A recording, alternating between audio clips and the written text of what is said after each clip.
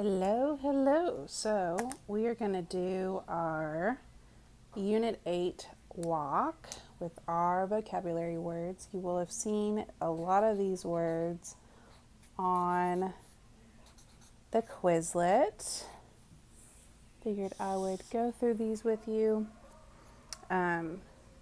using this. I'll post a picture of this as well, just because I don't have the best resources to film this nice and pretty. So I'm going to hold this and talk through, and then I'll post a pretty picture to go along with this. So our umbrella term for this unit is ecosystems, like so.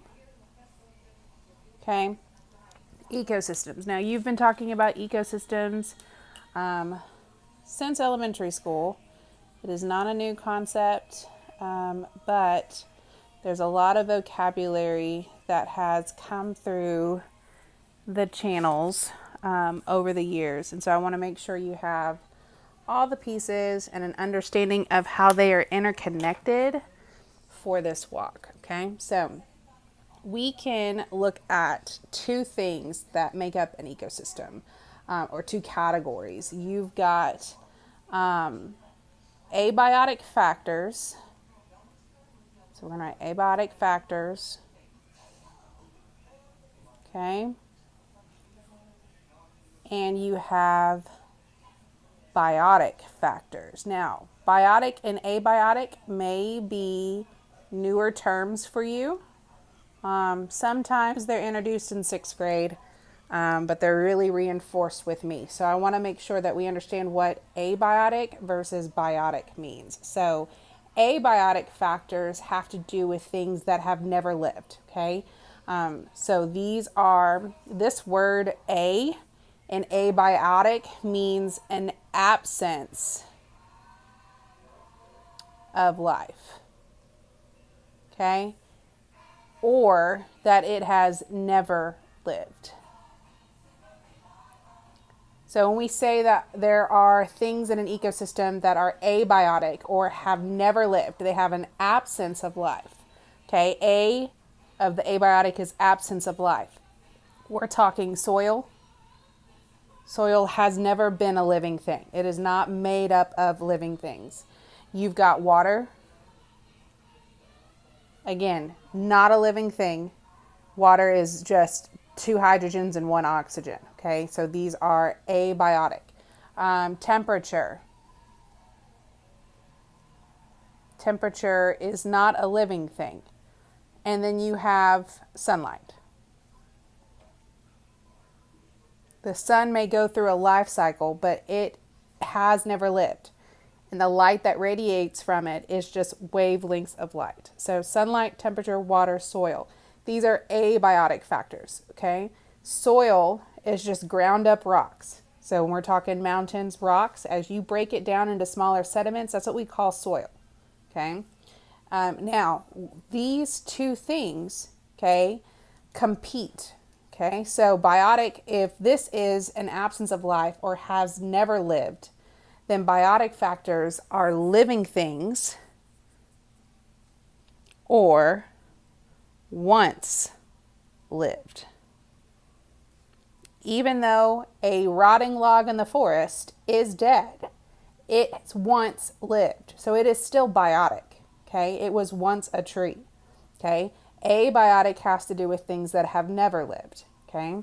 So biotic versus abiotic. And these two things in an ecosystem compete, okay? And we have something called competition, where they are competing for resources. All organisms, okay, are competing for resources, okay? Whether that's soil, water, temperature, or sunlight, okay? So there is a competition between these two things. And biotic organisms compete for these things, okay? Now, when we talk about the competition of biotic factors, okay, we're looking at these things are the food.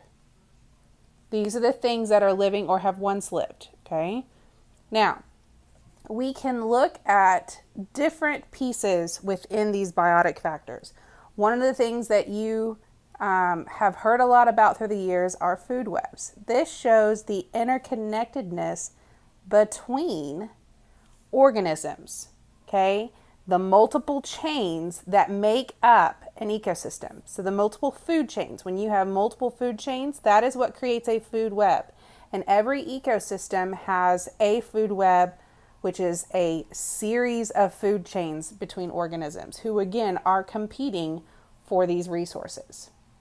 Now, a food web. Food webs are made of populations of organisms. So a population is when you have more than one, so we're going to put 1 plus, more than one of the same organism. So if I have 2 squirrels, I have a population of squirrels. If I just have 1 squirrel, it is called an organism. So this is when I have one of a species, okay, one organism, like our squirrel. When I have more than 1 squirrel, it's now a population of squirrels. And those squirrels exist within a food web of organisms competing for resources, whether it is for food from the biotic factors or these abiotic things, okay? Now, we can split organisms into a couple different branches, okay? There are different kinds of organisms. We can look at organisms based on what they eat, okay? So if I have an organism like a squirrel who eats plants, we call it an herbivore. Okay? These eat plants. If I have an organism that eats meat, it is called a carnivore. So organisms that eat meat are carnivores. And organisms that eat both plants and meat are called omnivores. Okay?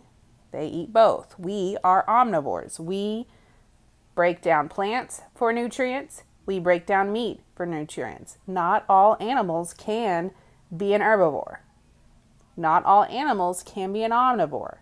Not all animals can just be purely a carnivore. There are some that are pure carnivores. There are some that are pure herbivores, and if they eat both, we consider them an omnivore, like humans. We are omnivores. Okay?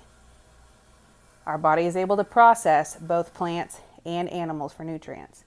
We can also break these into who makes their own food and who has to consume something to get that energy. Okay? So you have producers.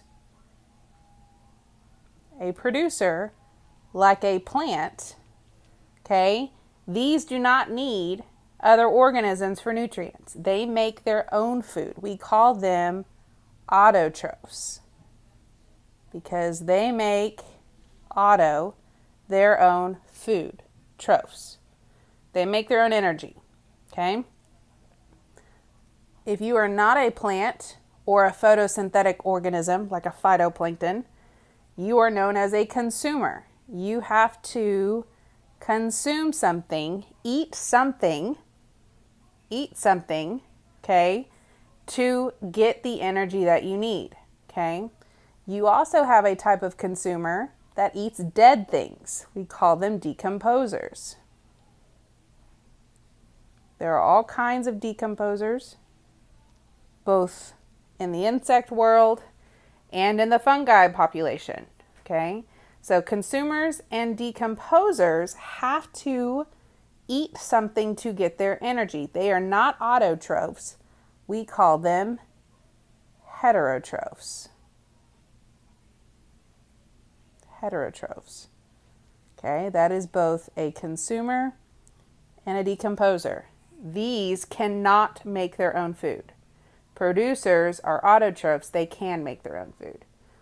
So there's kind of a snapshot and the connection between the terms on the WOK. We'll see you soon.